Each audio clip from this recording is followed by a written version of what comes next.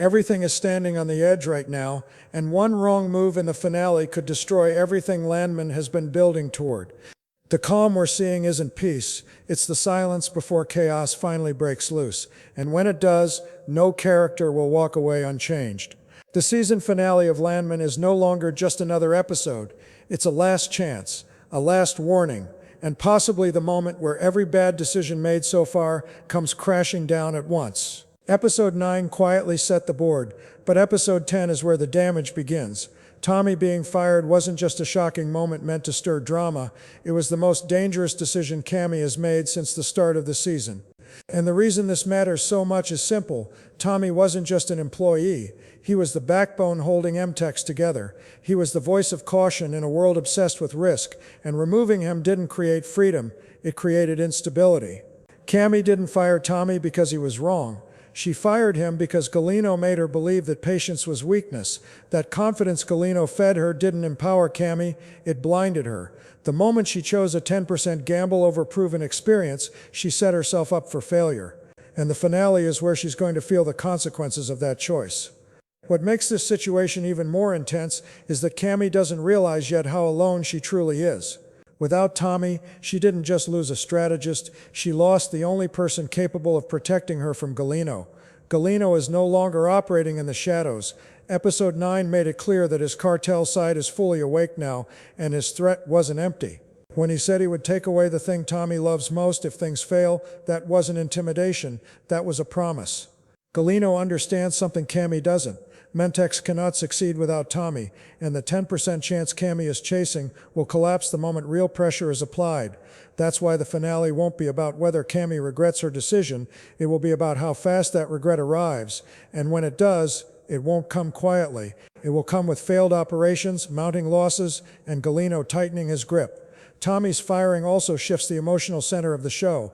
For the first time, we see him stripped of his role, forced to face the consequences of doing the right thing in a world that rewards recklessness. This is where the title Tragedy in Flies truly starts to make sense. Tommy regrouping with Cooper isn't just a plot detail, it's a turning point. It's the moment where survival replaces loyalty. Tommy isn't thinking about MTechs anymore. He's thinking about protecting his family, staying ahead of Galeno, and deciding whether returning to a system that betrayed him is even worth the cost. And that internal conflict is far more dangerous than any external threat, because once a man like Tommy stops believing in the system collapses. Meanwhile, Cammy is heading straight toward isolation. Nathan, Cooper, Dale, these aren't just workers, they are the invisible structure holding the company upright. Without them, Mitch doesn't just struggle, it fails. The finale will force Cammy to confront a reality she's been avoiding all season. Leadership isn't about bold moves, it's about knowing who to trust. And she trusted the wrong man. Galeno doesn't care about MTech's success or even Cammy herself. He cares about leverage. And the more Cammy fails, the more leverage he gains. By the time she realizes she needs Tommy back, the question won't be whether she wants to rehire him, it will be whether Tommy still has a reason to come back at all. This is why the finale feels so heavy. Not because of explosions or dramatic twists, but because every character is standing at a breaking point they created themselves.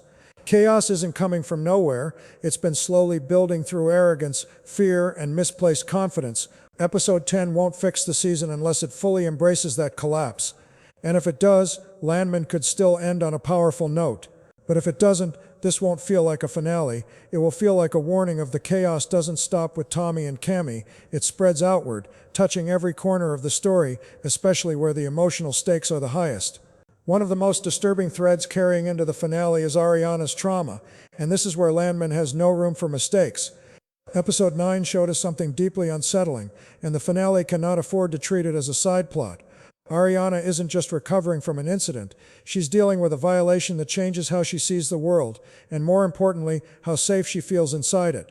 The anger this storyline created is intentional, and it demands consequences. Cooper stepping in to protect her wasn't a reckless act of violence, it was a desperate act of humanity. The fact that the entire incident was caught on camera matters more than people realize. This isn't a gray area. This isn't about interpretation. The truth exists. And because of that, the finale becomes a test of whether justice still has a place in this story. The pressure now shifts toward what happens next, not just legally but emotionally. Ariana seeking help from Rebecca isn't just about finding a good lawyer, it's about reclaiming control. Rebecca represents something very important here: order in the middle of chaos. While everything else in Landman is falling apart due to ego and greed, this is one storyline where the right decision still feels possible. If the finale allows the man who hurt Ariana to walk free, it won't just be disappointing, it will be devastating. And if Cooper somehow ends up punished while the real monster escapes accountability, it would undermine everything this season has tried to say about morality. This is one of those moments where the audience isn't just watching, they're judging. At the same time, Cooper himself is standing at a crossroads. Protecting Ariana may have been the right thing, but right choices still come with consequences in this world. The finale will likely force Cooper to confront the cost of stepping in, even when the system should be on his side.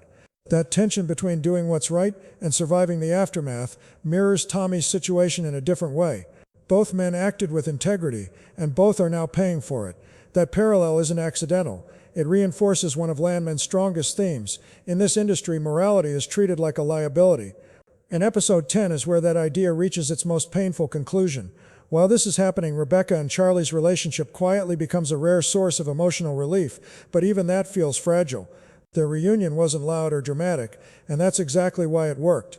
It showed that humility still exists in this story, that pride doesn't always have to win. But the finale doesn't feel like a place where happiness lasts. With everything unraveling around them, it's hard to believe they'll be allowed peace for long. Their relationship feels less like a victory and more like a reminder of what's at stake, what people lose when chaos takes over. If the finale pulls focus away from them, it won't be because they don't matter, but because the storm is simply too big. And hanging over all of this is the growing sense that Landman is choosing its identity in the finale. Is it a story about power and consequence, or is it a story about shock without accountability? Episode 10 will answer that through its choices, not its dialogue. Every unresolved thread is now tightening, every character is being cornered by their own decisions, and there's no safe ground left. The flies are gathering, the tragedy is inevitable, and the only real question left is who will be strong enough to survive what's